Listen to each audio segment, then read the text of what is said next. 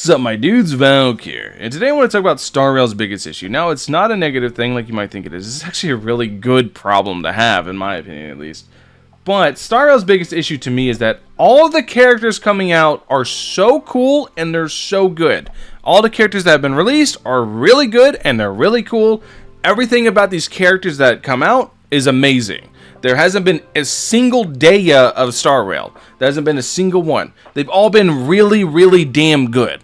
Every last one of them. To the point where you can literally justify skipping a character by saying the next character is going to be awesome. Or the next character is going to be just as good. Or the blah, blah, blah, blah, blah, blah, blah. Because they're all really damn good. Now, the reason I'm making this video is because I've seen, well, everybody has been telling me to go look at the Fu Xuan Dreams. To go look at Dan Heng Dreams. To go see everything that is in greener pastures.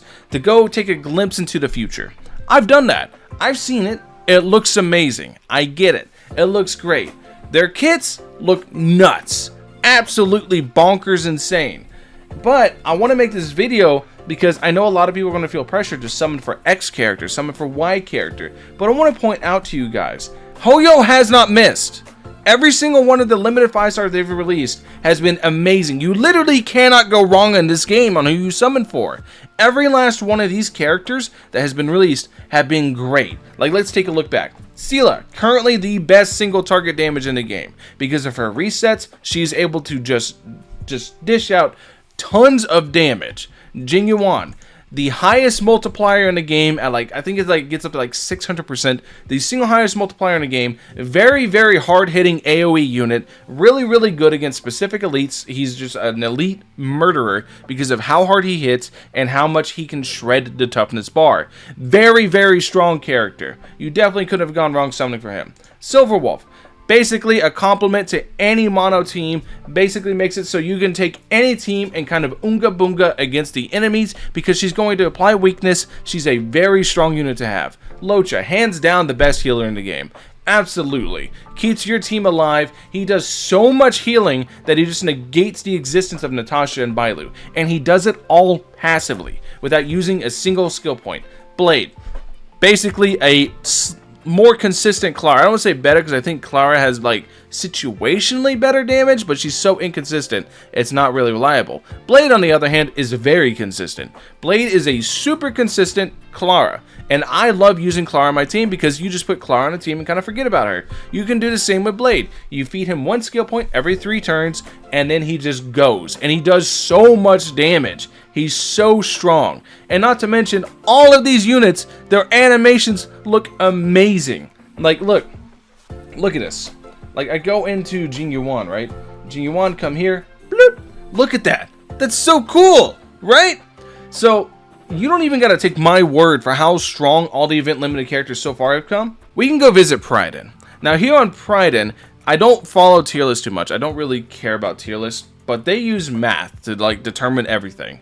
They basically use their spreadsheets to calculate for damage, so you can see exactly that, and then they also calculate support utility and stuff like that.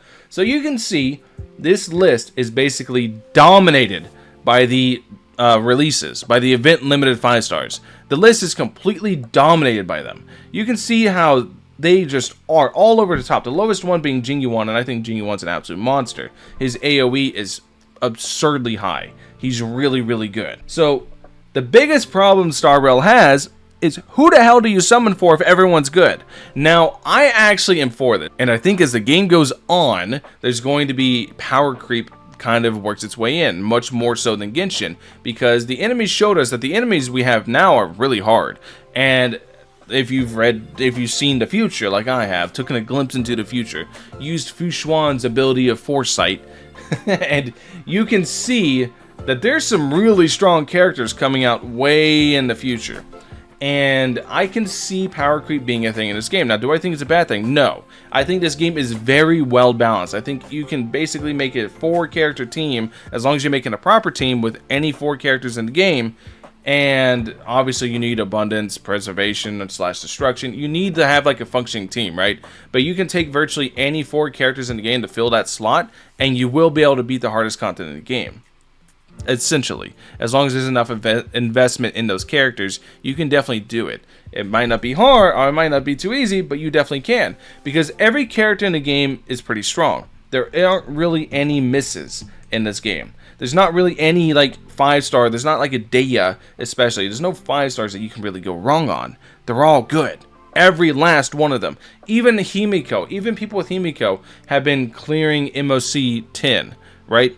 Even people with Himiko have been full clearing the game. So Himiko, I think, is undoubtedly the weakest of the 5-stars, and she's still strong, right? So the biggest issue Star Rail has is who do you get when everyone's good? Everyone. There is no exceptions. Every last character in this game is really good, really strong. All in all, that's all I wanted to talk about. I want to ask you guys this before I end the video. Let me know how you guys feel on power creep. Do you think power creep is a negative thing, or do you think it's a good thing? Like, what do you think, how they're going to go about it? Do you think they're going to mess it up? Do you think they're going to fumble the bag? Let me know. I think they're going to do fine with power creep. I think, like I said before, I think it's inherently a good thing. I think having new, strong, exciting characters is really, really dope. And it's something that's kind of going to continue on as time goes on, and I really hope they continue the trend they're going, because I think they're doing a fantastic job with the characters, with how strong the characters are, with how fun everything is, and how good they look visually, and also the lore around the characters, like Yukong. Ooh, excellent. Anyways, let me know what you guys think. Thank you guys for watching, as always. I'll catch you guys in the next one. Peace.